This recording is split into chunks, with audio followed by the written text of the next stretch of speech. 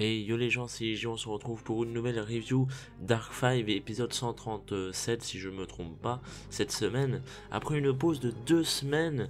Et pourquoi une pause? Tout simplement parce que je vous l'avais dit, il y avait le nouvel an et tout. Du coup bonne année à vous, parce que je l'avais dit pour ma review de Sun et Moon. Mais je sais que pas tout le monde regarde les reviews de Sun et Moon et pas tout le monde regarde les reviews Dark 5. Donc je le dis sur les deux différentes. Comme ça c'est fait. Bonne année à vous, hein, la base, tout ça, tout ce qui s'ensuit, vous connaissez le tuto. et donc oui, on a eu une pause de 2 semaines et c'est pas pour rien, enfin dans le sens où l'épisode qu'on a eu là était quand même assez... alors mine de rien en fait c'est assez paradoxal parce que j'allais dire il est assez conséquent mais pas tant que ça puisque... Comment expliquer ça? En fait le duel était très bon, je trouve, j'ai trouvé le duel très bon.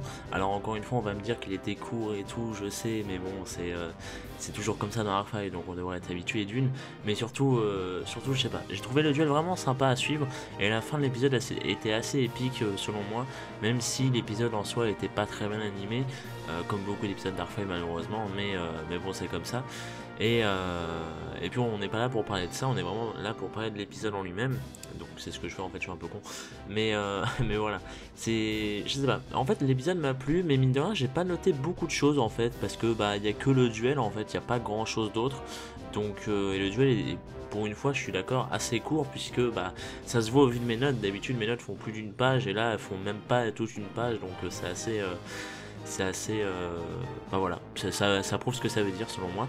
Donc voilà, donc on commence direct le duel par Shun qui commence en invoquant en fait un Raid Raptor qui lui permet d'en invoquer un autre spécialement, et en fait avec vu qu'un autre Raid Raptor a été invoqué spécialement, il peut en invoquer un troisième depuis sa main grâce à son effet, donc ça fait qu'il y a 3 Raid Raptors de niveau 4, il les superpose pour invoquer le Rise Falcon.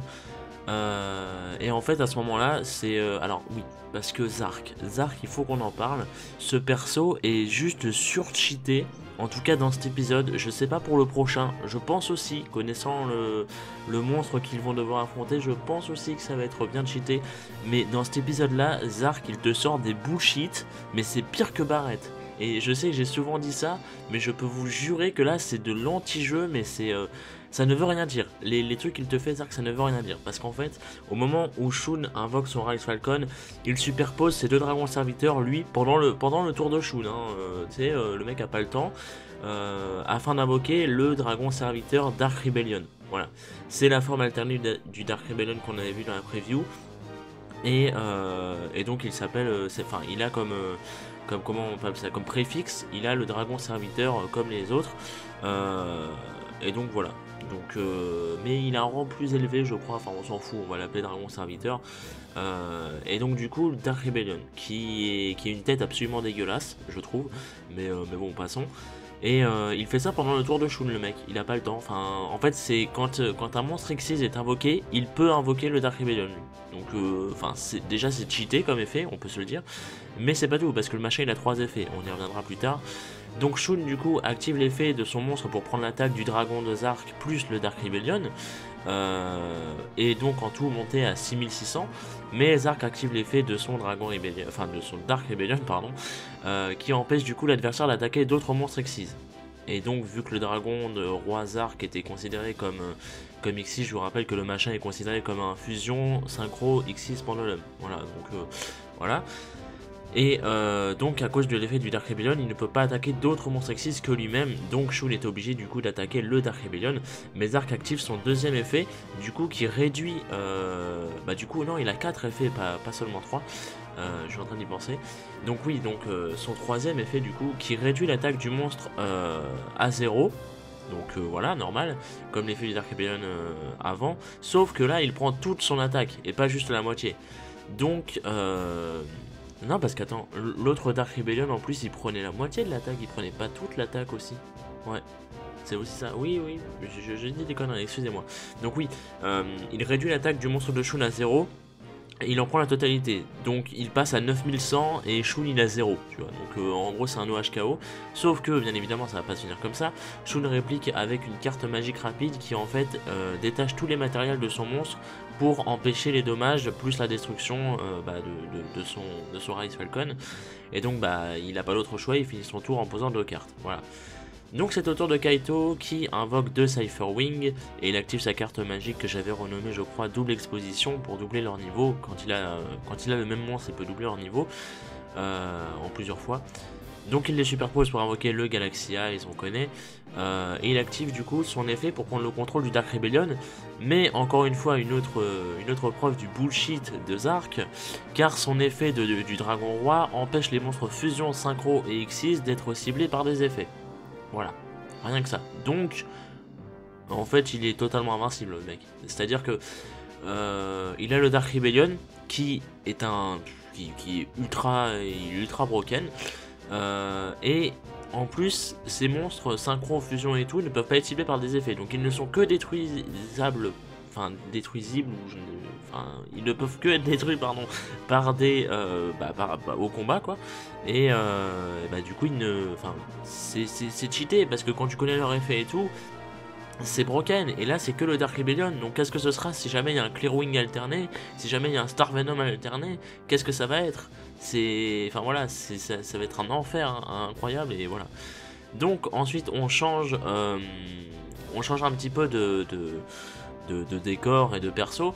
On a un petit plan sur Reggie et Layla qui en fait essayent de retourner voir Léo apparemment, mais ils tournent en rond. Enfin, c'est ce que dit Reggie en fait, il dit merde on est encore arrivé là et tout, donc en fait il y a des espèces toujours de failles dans l'espace-temps, tout ça, et du coup à mon avis ils doivent tourner en rond, et Reggie vient de s'en rendre compte, donc voilà.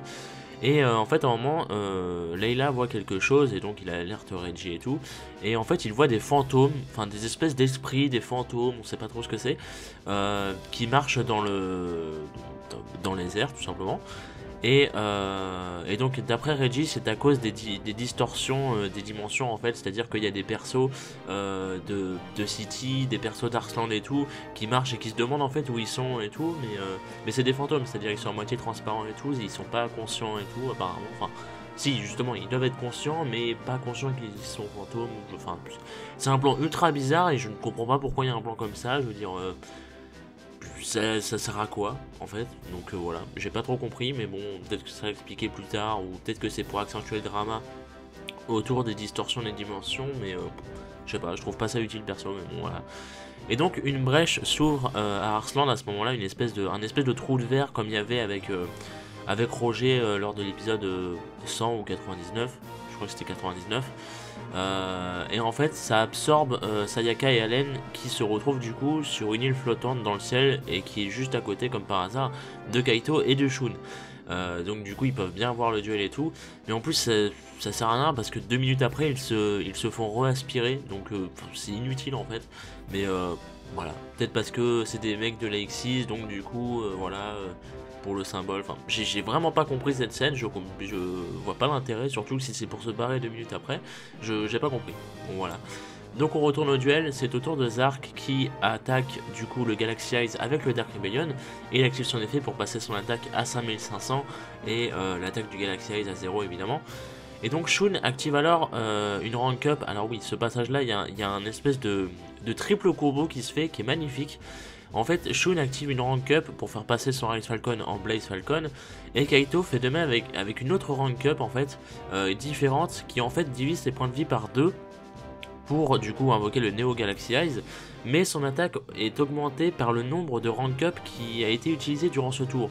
Là pour l'instant il y en a eu 2, donc son attaque est doublée, donc ce qui fait qu'il passe du coup à 9000, et Shun active alors la même carte que Kaito, donc Shun en gros il a utilisé 2 rank up, donc là c'est la 3ème, donc il fait passer son Blaze Falcon en Revolution Falcon, qui lui du coup à 2000 de base, donc là vu qu'il en a activé 3 rank up vu qu'il y a eu 3 rank up d'activer durant le tour, bah ça triple son attaque, donc il passe directement à 6000.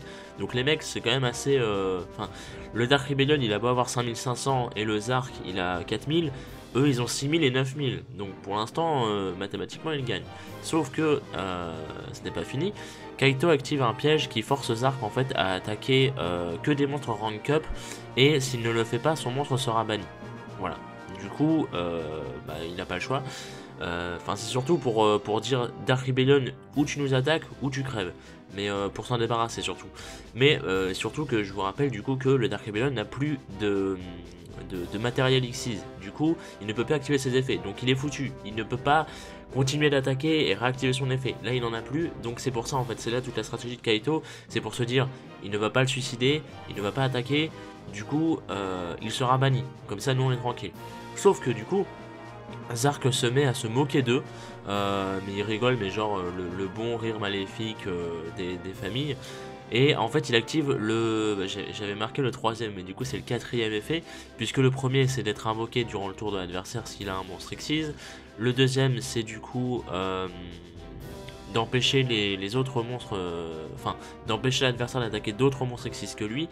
Et le troisième du coup c'est le fameux réduire l'attaque à 0 et prendre toute l'attaque.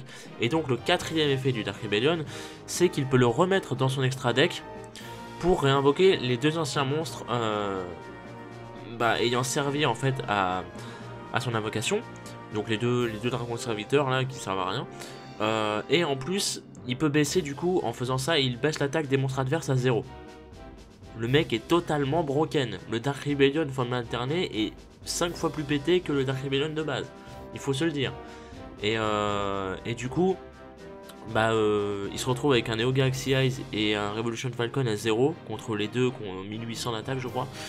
Et du coup, Zark attaque les deux. Je vous rappelle qu'ils ont de base, ils avaient 2000 points de vie et ils ont divisé leurs points de vie par deux. Donc en fait, ils ont perdu. Mais ils activent, il attaque du coup Zark et il tente d'activer des action cards Kaito et Shun, sauf que l'effet du dragon roi de Zark, qui est totalement pété encore une fois, empêche en fait, comment expliquer ça, vu que les action cards c'est des cartes qui, avant d'être activées, sont ajoutées à la main, pour être activées, normal. Et en fait, l'effet du dragon de roi Zark fait quand, fait qu'ils ne peuvent pas ajouter de cartes à leur main autre que pendant la phase de pioche. C'est-à-dire qu'autre qu'en début de tour, ils ne peuvent pas. Donc en gros, ils n'ont pas le droit d'activer l'action card, donc ils ont perdu. Voilà. Tout simplement. Donc c'est juste pour dire non, vous ne gagnerez pas, non, vous avez perdu, cassez-vous. C'est juste pour dire ça en fait. Et du coup, Shun et Kaito perdent le duel, pendant que Jack et Gonganzaka entrent dans le duel à leur tour, et la fin, donc je vous le disais, j'ai pas trop raconté et tout, j'ai pas trop pris de notes, parce qu'il n'y a pas trop de notes à prendre pour une fin comme ça, il y a juste du dialogue en fait, et mais la fin est assez épique je trouve, dans le sens où, il y a Gonganzaka qui va sauver Yuya, déjà c'est le symbole est fort, parce que Gonganzaka c'est un homme, et il est bien Gonganzaka, et j'ai hâte de le voir l'épisode prochain, voilà. Donc c'est un peu tout, mais voilà, c'est tout pour cet épisode. Et donc la preview nous montre que Jack va invoquer son dragon rouge arc-démon tyran là, de niveau 10, si je me trompe pas. Il est pas de niveau 12, non il est 10 je crois, il me semble qu'il est 10. Et Zark aura une version alternée du Clearwing justement, c'est là où on en vient. Alors en fait de base, le Clearwing est absolument pété, hein, il faut se le dire. De base le Clearwing est un peu le dragon le plus pété des 4, selon moi en tout cas. Et s'il y a une version alternée, quand on voit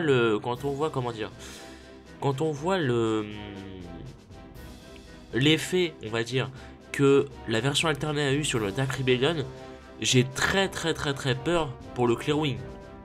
Parce que le Clearwing de base est pété, mais si il est grow up comme le Dark Rebellion alterné, mais ça va être un enfer, ça va être le monstre le plus cheaté du monde. Enfin, je sais pas. En vrai, j'ai vraiment peur de ces effets parce que ça va être fou. En fait, ça va être fou. Genre, il va absorber 2 fois l'attaque plus bannir le monstre ou un truc comme ça. Ça va être une espèce de bullshit comme ça. Ça va être assez bizarre. Enfin, je sais pas. On verra ça la semaine prochaine. Et d'ailleurs, l'épisode de la semaine prochaine sera fait par Jill Bono, qui est un animateur de génie dans Arc 5. Pour vous dire, c'est un peu alors qu'est-ce qu'il a animé récemment? Je sais qu'il a animé l'épisode où Crow se fait encarter, donc, qui était un très bel épisode et très triste aussi, mais voilà. Il a animé plein d'épisodes pour Arc 5, je vous laisserai aller voir Jill Bono, mais c'est un génie, et c'est un peu comme Ebina en fait. Il y a Ebina et Jill Bono qui sont les deux meilleurs animateurs d'Arc 5, et du coup j'ai hâte de voir ça parce que Gongensaka et Jack avec un Clear Wing dessiné par Jill Bono, bon, c'est un peu... ça risque d'être orgasmique au niveau des yeux. Et donc voilà, donc on verra tout ça la semaine prochaine. Review assez courte, maintenant que je regarde, on est... Enfin moi je suis qu'à 15 minutes, mais vous un peu moins normalement. Mais voilà, donc review assez courte, mais j'avais pas trop grand chose à dire d'autre. Si ce n'est qu'on a eu, ouais, on a eu les spoilers pour le mois de janvier. Et on sait du coup que Crow va être ranimé. Et bon, alors ça par contre on sait pas comment, j'ai hâte de voir ça parce que ça risque d'être un beau bullshit ça aussi, à moins que ce soit bien expliqué, on verra ça. En tout cas Crow ça fait plaisir parce que Crow c'est un personnage génial, donc ça fait plaisir de le revoir, enfin ça va faire plaisir de le revoir, mais après à voir dans quelles circonstances, est-ce que lui aussi ça va être un fantôme et qui va être ramené à la vie par Reggie, on le connaît comme ça serait marrant, même si on verra, on verra. Donc oui, donc il y aura Crow et je pense Sawatari qui vont affronter Zark. Et ensuite je sais plus ce que j'ai lu comme spoiler. Si, Reggie qui va affronter Zark. Et oui, Reggie va affronter Zark après Crow. Alors je sais pas si Crow sera avec Sawatari, mais je pense parce que Sawatari est le seul qui n'a pas combattu. Donc voilà. Mais et donc à la fin on aura Reggie contre Zark. Et c'est un match que tout le monde attendait depuis longtemps. Enfin, Reggie contre Zark peut-être pas, mais je sais que beaucoup de gens attendaient Reggie contre Yuya. À la fin d'Arc 5 en tout cas ils voulaient que ce soit le duel final d'Arc 5. Bah du coup ce sera peut-être le duel final, mais ça m'étonnerait parce que ce sera sûrement le duel final, comment dire, contre Zark, mais ce sera pas le duel final d'Arc 5. Ça c'est certain, parce qu'il restera 2 mois de diffusion, donc en 2 mois ils vont pas juste faire du blabla et tout. Mais du coup, j'ai hâte de voir ce duel parce que Reggie on sait qu'il a pas souvent fait de duel, mais les rares fois où il a fait des duels, c'était tout le temps impressionnant. Et y a qu'à voir la dernière fois où c'était contre Roger, et le mec il m'avait bluffé un truc de fou. Et là contre Zark qui semble absolument broken, je me dis mais Reggie, mais qu'est-ce qu'il va pouvoir faire comme strat pour venir à bout de Zark? Parce que Reggie est broken d'un côté, Zark est cheaté de l'autre, et les deux ensemble, mais ça va être un duel absolument magnifique, rempli de mind game, de strat, de tours predict et tout, ça va être magnifique. Mais bon, on verra tout ça dans un mois, je pense, et voilà. Donc en attendant, merci à vous d'avoir regardé cette review, et puis bon, moi je vous retrouve samedi pour une nouvelle review de Pokémon Sun et Moon, ou mercredi prochain pour l'épisode 138 d'Arc 5. Et puis voilà. Donc merci à vous et des bisous.